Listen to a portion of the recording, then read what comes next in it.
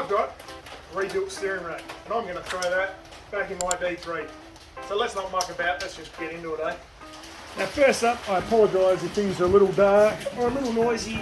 It's getting a little bit late in the afternoon and it's raining. So if you're here for the removal video, you'll know this come out from the right hand side. It should be a little bit easier without the tyre rods in place. You don't have those flopping about everywhere.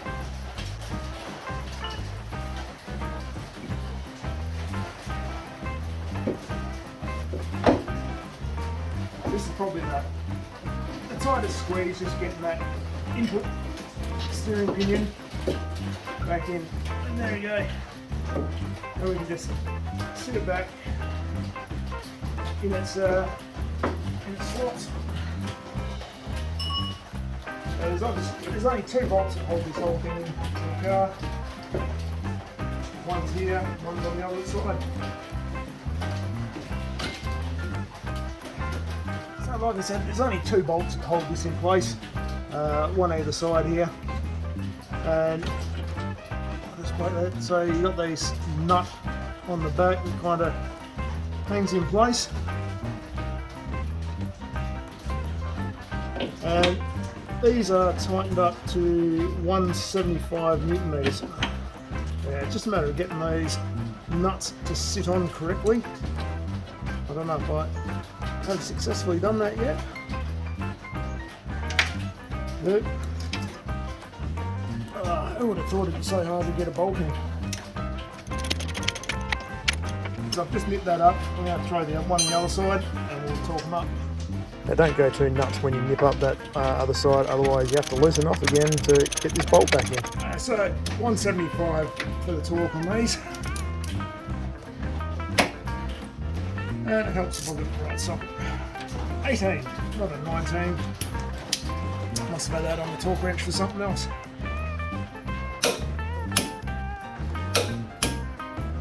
One. 2. So I'm going to hook up the power steering lines when I can find the end of my tape. And I'm going to throw some new O-rings on here. Oh jeez, I made a mess of this.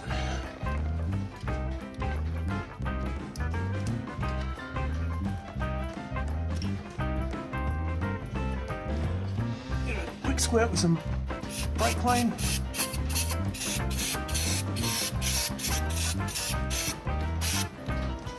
And we'll just pop off these O-rings. One.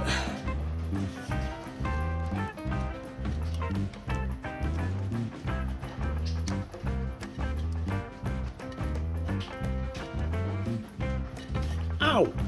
Just stabbed myself in the finger.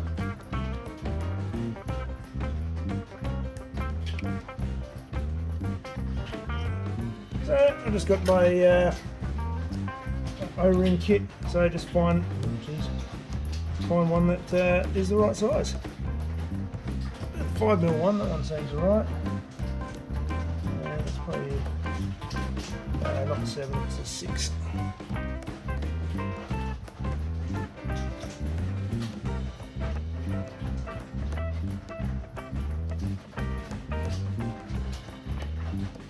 Yeah, that should do it. Alright, let's see how this selection turned out. We got the right size. Oh, nearly lost it.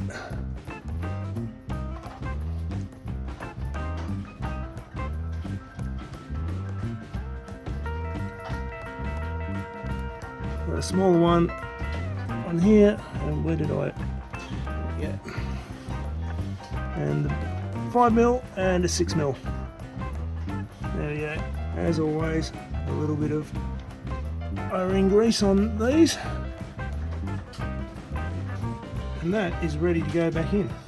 Okay, and if you remember from my removal video, I just cable tied this up out of the way, just to stop any dirt and crud getting in. And just slot that back into place. Titanium bolt. Damn thing's just a little bit too tight to do by hand.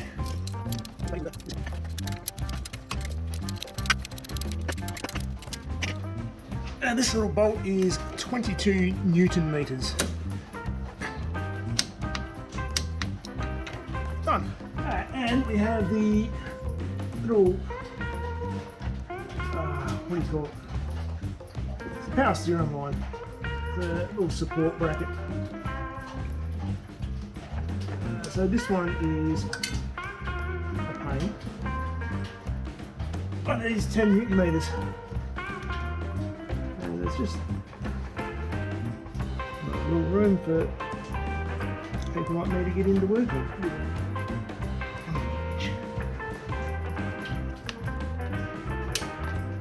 Who would have thought one little bolt would be such a pain in the ass? Just get started.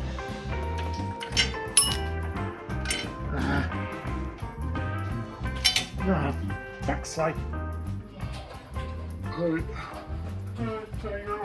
Fuck. Oh, come on. Just can't get it to start.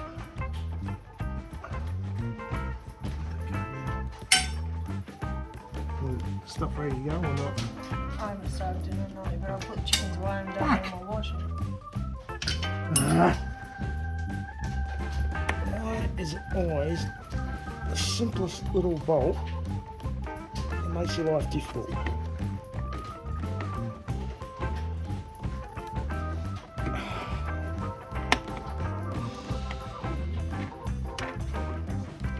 Just get started. Oh, I think it's got it. Feels like it. Oh shit, it was like a half-hour ordeal. So this little piece of snot is 10 Newton meters, so not real tight.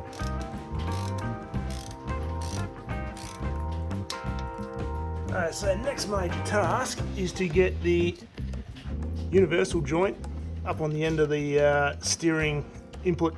So we're going to get that down, line it up and tighten that bolt up. Probably a little tight directly, just knocking everything down. So yeah, I'll just do what I can do here. So there's our knuckle joint there. You can see when we rebuilt the rack how it was important to get that little dimple for the steering bolt lined up. Otherwise, we'd end up with a mismatch between the steering direction and the steering wheel. I mean, it's still a possibility, I guess, but we'll see what happens. Okay, so I'll persist with this, and just for the records, 30 Newton meters is the torque for this bolt. Alrighty, so we are on the final stretch now. Well on truly. So last thing is we got our tie rod ends. Well, second last thing is the tie rod ends, I guess. The last thing is going to be filling it with oil.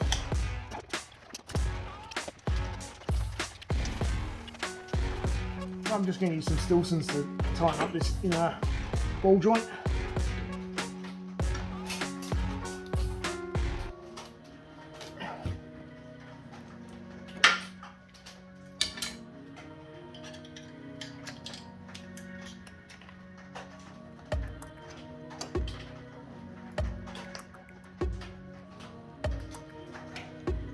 So the tie rod outers as well. So often you'll get the tie rod ends spinning. So you may just need, it's a 5mm Allen wrench just to hold the that pin. And we'll tighten it to 70 Newton meters.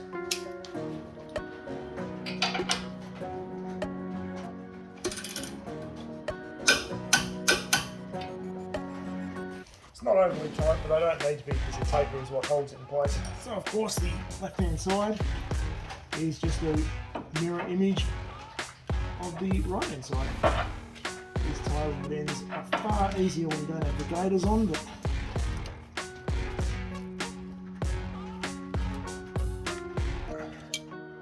okay everyone, so that is the bulk of the work for getting the steering rack back in. The only thing I've got left to do is obviously the front wheels and some of those, the under radiator support tray and the little side panel pieces. But I'm going to leave those off for the moment because I'm going to get in and degrease all this once I get the wheels on and get it out of the shed. So the next video in this series is going to be bleeding the power steering system. Pretty simple job. And if you're not a subscriber and you don't want to miss that, then please consider hitting that subscribe button. As always, like, comment, share, all that stuff. Super thanks button there if this has been a helpful video series for you and it saved you some money. I guess you can just shout your beer with a super thanks button. Is probably the easiest analogy today that I can put forward to you. And channel membership is there as well if you would like to get earlier access to all my content. But apart from that, thanks very much for watching and I will see you again next time.